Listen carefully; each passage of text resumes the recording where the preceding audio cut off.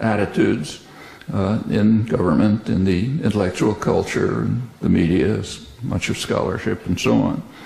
It traces back to the earliest foreign policy efforts of the newly founded republic, the infant empire, as George Washington called it.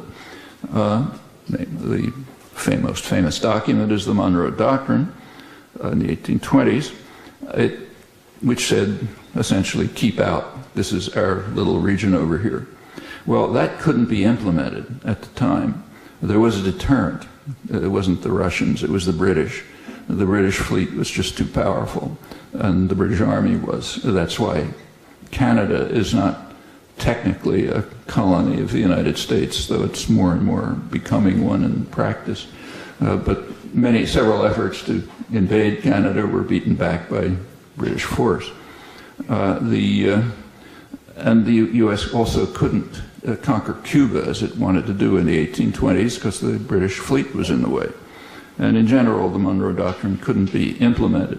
But it was understood by the deeper thinkers that that was a temporary affair.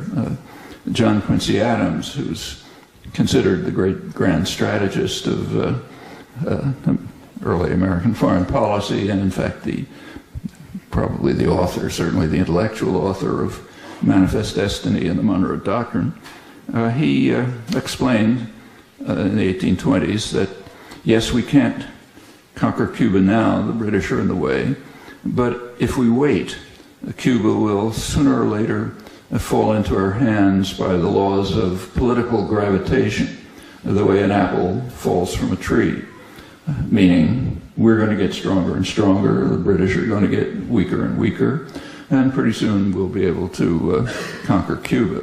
Well, that in fact happened in 1898. Theodore Roosevelt, who was incidentally an incredible charlatan, put on his uniform, made sure the photographs were taken properly, and led the famous effort of the Rough Riders to help what was called liberating Cuba. In fact, what it meant was preventing Cuba from liberating itself from Spain, as it was just about to do, and turning it into a virtual colony, as it remained until 1959, and it has been under constant, unremitting terror and economic warfare ever since, for pretty good reasons. This is the first foreign policy goal of the infant empire, and for it to move towards independence is pretty shocking. In fact, we know why the attack on Cuba is so savage, and it is, to realize how savage it is, you really have to look at the details.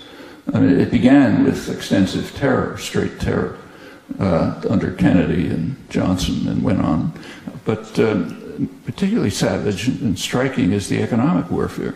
I mean, huge resources go into ensuring, to tracking every ship in the world, to make sure that it doesn't stop somewhere and pick up some steel that might have Cuban nickel in it. And if it does, it's going to have to be barred from U.S. ports. Much more effort goes into this than to, say, tracking terrorist finances and sort of minor things like that. It's really an obsession. And the reasons are explained in the internal documents. That it's a very free country, so we have a lot of internal records. You go back to the Kennedy-Johnson years, the explanation was that all of this is necessary at that time, significant terror activities, because of Cuba's successful defiance of policies going back 150 years, meaning to the Monroe Doctrine. No Russians, that's to scare the domestic population. It's successful defiance of the Monroe Doctrine, which established that this little region over here is for us to run, and independent countries are not tolerated. The Cuba case is is an interesting one in the study of American foreign policy. I mean, for decades, the American population, U.S. population, has been in favor of normalization of relations with Cuba by large margins. But it's normal for the population to be disregarded. That's called democracy. But what's less normal is that American business is in favor of it. Now, typically, foreign policy is almost a reflex of business interests.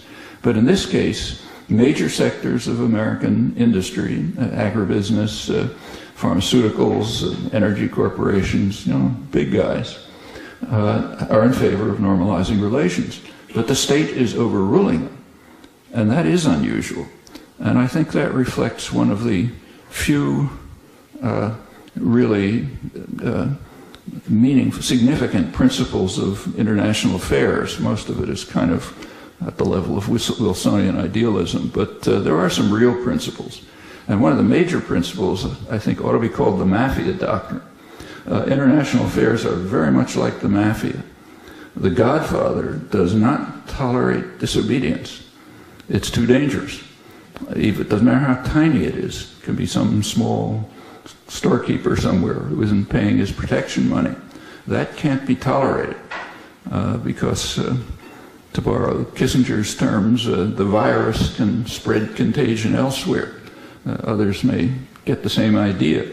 So it's not enough to send your goons in to get the money, because the Don really doesn't need it. You have to beat them to a pulp and make it clear to everyone else that this kind of behavior is not tolerated. Maybe in the realms of magic realism, but not in the real world. Here we have to make sure that there's discipline, and successful defiance cannot be tolerated. It's a bad message. Actually, Arthur Schlesinger, well-known liberal historian who was Kennedy's one of his chief Latin American advisors, he explained it when he presented to the incoming president, President Kennedy, the report of a Latin American mission that Kennedy had established to sort of lay out policies for the hemisphere. And he pointed out that Cuba is a real problem. And the problem, he said, is the spread of the Castro idea of taking matters into your own hands, which might influence other countries in Latin America where people are suffering from the same kind of repression and violence. And once you allow that, then the virus might spread contagion and the whole system of domination might erode. And that's what you hear consistently in internal policy planning from liberals like Schlesinger and Kennedy to whatever you call Henry Kissinger, I'm not sure. I don't want to use the word that comes to mind, so you make up your word, but right across the spectrum. And it's a very rational policy, which is why it is never abandoned. To the public, it's called the domino theory. If Vietnam falls, Ho Chi Minh will conquer California, and so on and so forth. That's what you present to the public. And of course, when these things never happen, you say, well, it was a mistake, we didn't understand, and so on. But the authentic domino theory is never retracted, because it's right.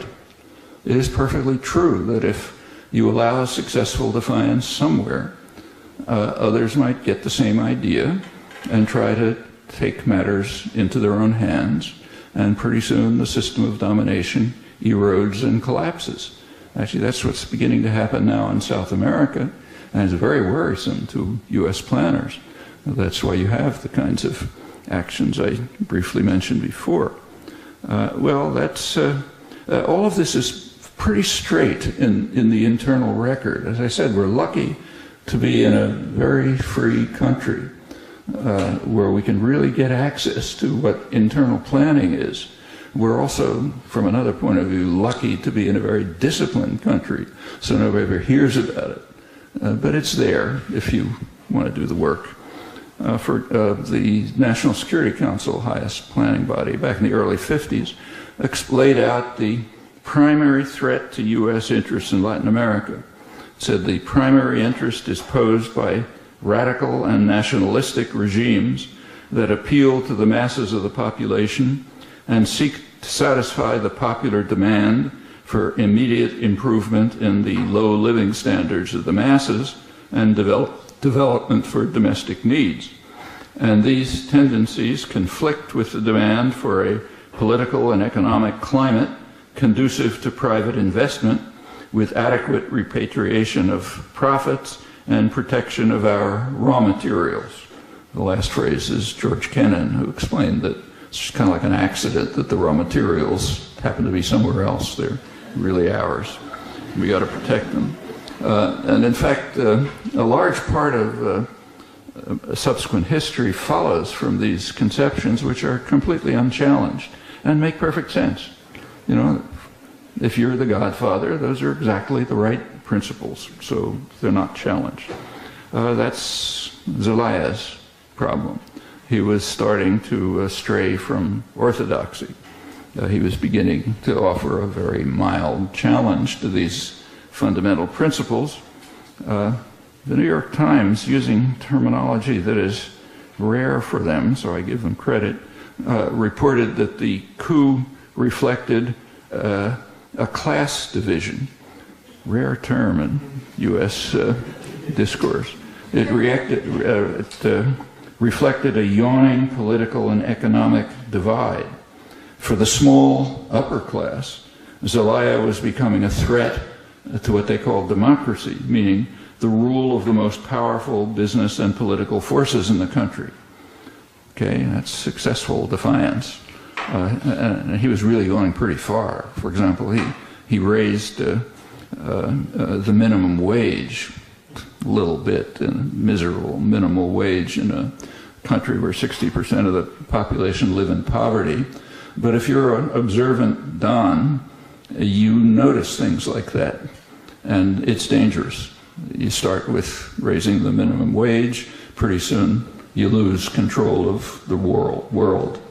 If we can't control Latin America, we can't control the world.